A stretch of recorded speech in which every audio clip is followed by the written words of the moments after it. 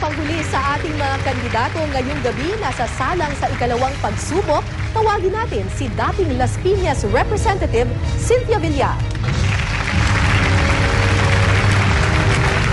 Ang magtatanong sa iyo, si Maring Winnie Monson.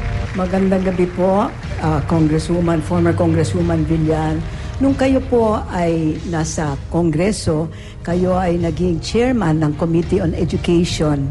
At nung panahon na yon, 2005-2006, nagkaroon ng malaking kontrobersya. Kasi yung Commission on Higher Education gustong isara ang 23 nursing schools sapagkat ang dami-dami nilang walang kalidad at saka nasasayang lang yung pera ng mga nursing students tapos hindi sila makapasa ng professional regulatory exam o yung tinatawag na NCLEX. Nung ginawa ito ng CHED, mukhang nag-intervene po ang Kongreso sa inyo, yung Committee on Education, at naghumihingi kayo ng dialogue, nagda-dialogue kayo. Ang bottom line is that walang nasara na eskwela. Alright? And as a result, nag-resign po si Chairman Father Rolando de la Rosa, nag-resign ang buong Technical Committee on Nursing Education. Ngayon, ang question po, itong, it seems na nag-side po kayo sa business, sa mga owners ng school, at saka hindi nyo pinakinggan yung mga kailangan magawa para sa mga nursing students na nawalaan ng pera, hindi naman sila pwedeng pumasa. Ngayon, how, Congresswoman Villar, can you reconcile itong parang seeming disconnect between yung desire ninyo to help the poor at saka yung pagpapanig nyo sa mga owners ng mga educational institutions na gustong isara ng Technical Nursing Committee at saka yung CHED? Maraming salamat, Maring Winnie. I want to explain that situation to you. Hindi naman ganun ang istorya noon. Ang nangyari noon, binigyan nila ng permit yung mga schools to open ng CHED.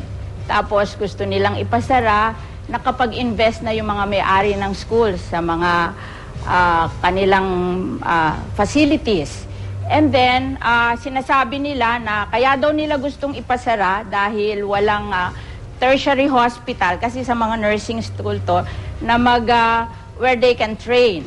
Ang sinasabi namin noon, hindi naman po kami kumukontra sa CHED. Ang sinasabi namin, kasi tiningnan namin yung syllabus ng yung bang mga courses na kukunin nila, and nakita namin na after lang sa third year kailangan nila yung tertiary hospital. So ni-request namin na hindi na lang ipasara yung pre-nursing, yung first 2 years. Follow-up question na lang po, kung ganun pala ang istorya, bakit bumaba pa ang mga nurses na na-employ sa abroad kasi hindi sila qualified? In other words, if it's only a matter of investment, bakit po hindi sila ma-employ? At bakit po nag-resign ang Technical Nursing Education Committee at saka nag-resign after only 7 months in office? Do you think they just did not understand? No, there was yung pagre-resign po ni Father is a personal quarrel with the owner of a school. Medyo personal po yon. Pero yung amin po, ay sinasabi po namin sa kanila na actually, hindi naman kailangan ang nurse ay matapos ng BSN. Kasi itong ating mga nurses, gusto lang nila maging room nurse. O sa Amerika or sa other countries, ano lang sila, yung parang mag-aalaga. Hindi naman sila kailangan ganun kagaling kasi sa ibang country.